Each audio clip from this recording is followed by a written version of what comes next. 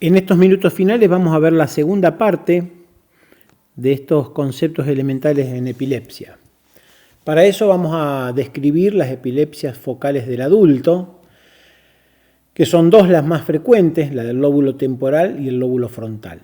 La epilepsia del lóbulo temporal puede tener dos estructuras o dos áreas, que son las generadoras que se diferencian, para describir las más importantes, semiológicamente, aquella del origen mesial o lateral. Las crisis epilépticas o convulsivas del lóbulo temporal mesial tienen que ver con un factor de riesgo de haber tenido ese sujeto convulsiones febriles en la niñez. Las etiologías pueden ser varias, estructurales, un cavernoma, una malformación. Las características manifestaciones clínicas son: el paciente puede tener auras, sensaciones físicas, molestias epigástricas, sensación de haber ya vivido, miedo o sensaciones olfatorias. Por otro lado, también puede presentar automatismos manuales o posturas distónicas, o sea, levantar un brazo, girar la cabeza. Esto lo pueden ver en un video con más claridad o discutirlo con el docente. Lo característico es que después de haber pasado el evento, el paciente puede quedar confuso. En el caso de que la crisis focal del lóbulo temporal se origina en el área lateral, normalmente puede presentarse como una afasia, puede tener un aura auditivo o manifestaciones vertiginosas y en general tiende a la generalización, valga la redundancia. Aquí podemos ver una lesión mesial del lóbulo temporal del lado derecho en este paciente, que está destacado con el círculo rojo. En el caso de la epilepsia del lóbulo frontal, como concepto general son cortas, tienen más síntomas motores, si bien son bizarros y a veces un poco inespecíficos, se dan prioritariamente durante el sueño, rápidamente vuelve al cuadro posictal, se vuelve del cuadro posictal, puede haber parálisis posictal y, como dice el concepto en el último punto, muchas veces son bizarras. ¿A qué se refiere esto? Bueno, porque pueden tener disfasia, vocalizaciones, según la zona donde se localice el foco, pueden ser asimétricas con posturas, con vocalización, con movimiento de la cabeza y los ojos, pueden ser tónicas, pueden darse con automatismo, tener alucinaciones olfativas, simplemente para mencionar muy rápidamente. Pueden haber pérdida como ruptura de contacto, movimientos forzados. Puede presentarse también con automatismos como salivación, gesto de tragar recurrente y repetidamente. En el caso de síntomas laringios, puede tener disfasia, también manifestaciones epigástricas, sensaciones de miedo, que también es parte de la variedad de presentaciones de la epilepsia del lóbulo frontal. Por lo tanto, conocer estos síntomas, esta posibilidad amplia de síntomas, que la podrán discutir más estrechamente con su docente, van a hacer que una queja de un paciente de manifestación neurológica tengan en cuenta el diagnóstico de una epilepsia del lóbulo frontal, y, como decíamos antes, que no todas las epilepsias son tónico-clónicas generalizadas. Aquí vemos en este slide muy rápidamente una zona que muestra claramente una alteración del grosor del giro frontal superior en este paciente, que está marcado con la flecha y se puede comparar claramente con el lado contrario. Otras epilepsias focales son la del lóbulo occipital, que tiene manifestaciones visuales en general, simples o complejas. Las simples son más comunes. La del lóbulo parietal, que pueden presentarse como sensaciones contralaterales, que a veces pueden superponerse, o si el foco se extiende a la región anterior se hace más motora, o posterior se hace más visual, o de la ínsula, que puede dar síntomas laringios, por ejemplo. La evaluación de una primera convulsión tiene que ver con que si es un evento epiléptico o no. Mencionábamos antes, al final de la charla anterior, que puede haber algunas manifestaciones vasculares, migrañosas, etc. Si esta crisis ha sido provocada o no, como lo vimos en la clase pasada también, tanto un medicamento que esté tomando, una circunstancia previa, alguna circunstancia fisiológica como la de privación de sueño, el consumo de algún estimulante. Vamos a tratar de pesquisar la historia de algunos eventos previos, si ha tenido mioclonías matinales, por ejemplo, para establecer un síndrome, o ha tenido momentos de ruptura de contacto o que se queda como ausente, tanto con la anamnesis directa, que a veces puede ocurrir, sobre todo por la manifestación posictal, como en la indirecta, en el caso de las ausencias típicas, que el paciente no es consciente de esta pérdida o de esta ruptura de contacto.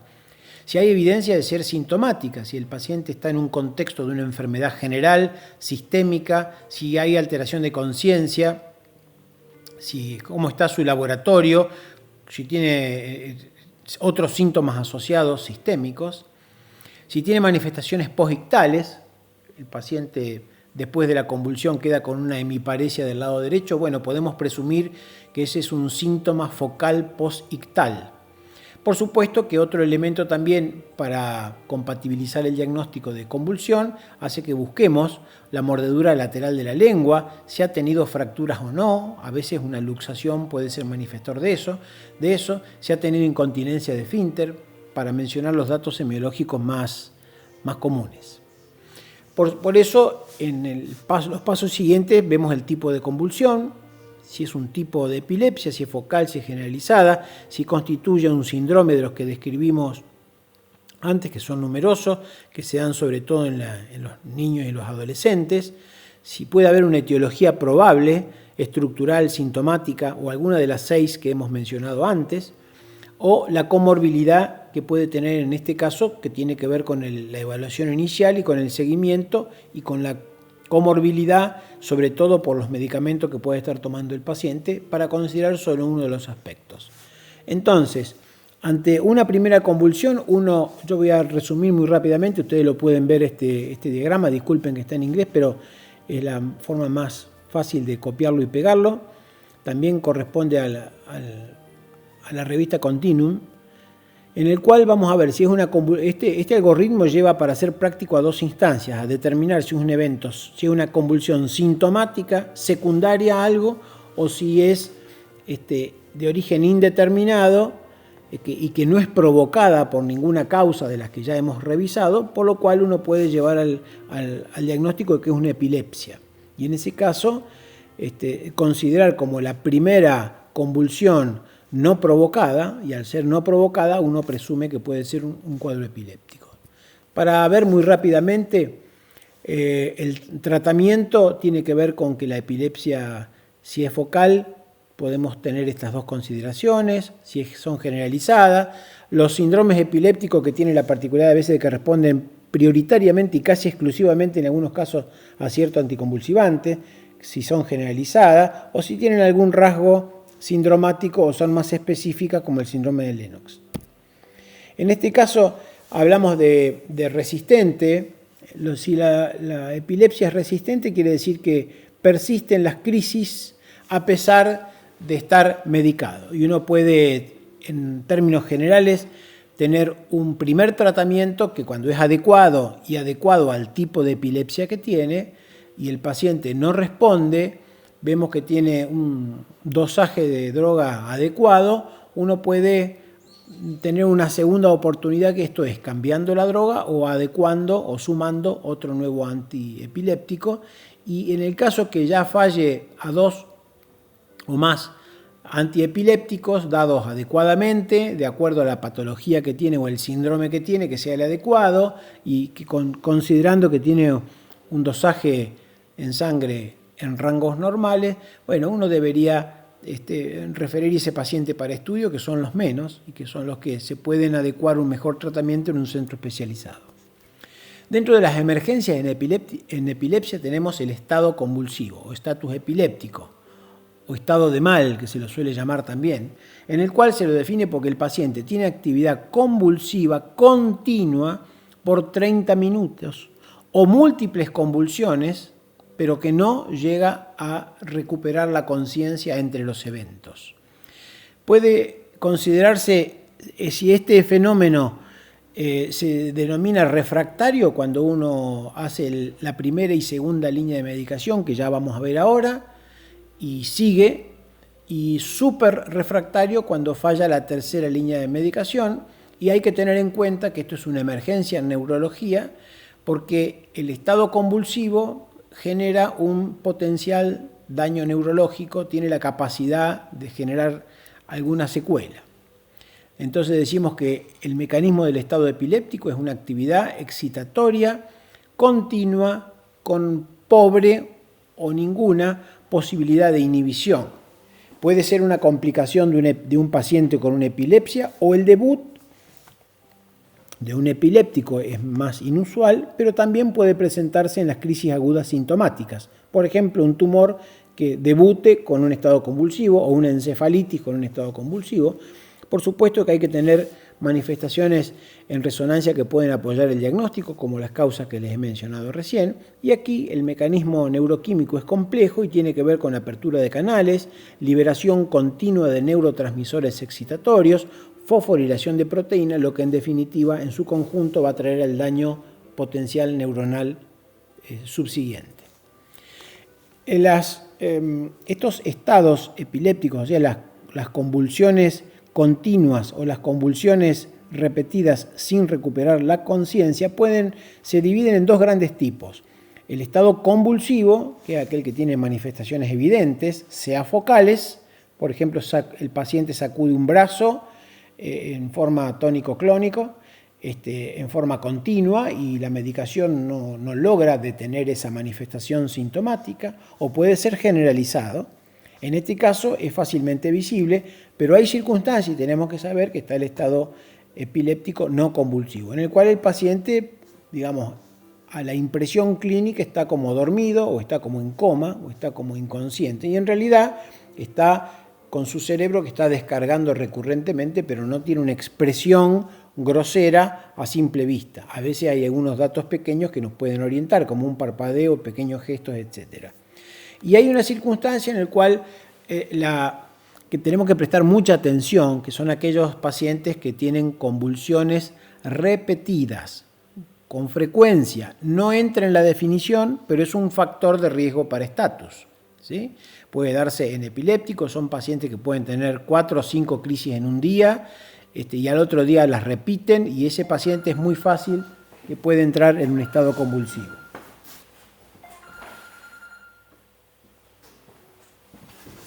Y para terminar, hay que tener consideraciones en esta situación, que los datos clínicos deben ser necesariamente acompañados por un electroencefalograma.